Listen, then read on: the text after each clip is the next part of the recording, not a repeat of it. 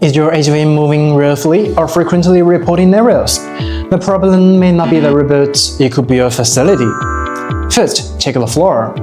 Height differences should stay within 3 to 5 mm per meter. Uneven floors can reduce navigation accuracy and accelerate wheel wear. Second, confirm the floor's load capacity.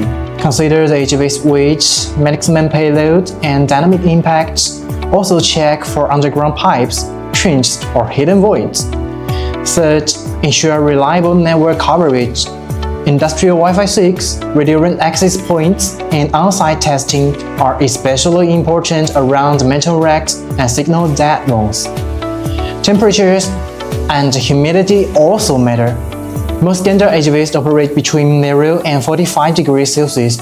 Avoid condensation and use customized protection in extreme, dusty or corrosive environments. Finally, avoid strong light. Direct sunlight and welding arcs may interfere with laser and vision sensors. Shading, route adjustments, or multi-sensor navigation can help. Floor quality, load capacity, network, environment, and lighting, all 5 are essential. Build the right foundation and your AGV will operate more safely and reliably.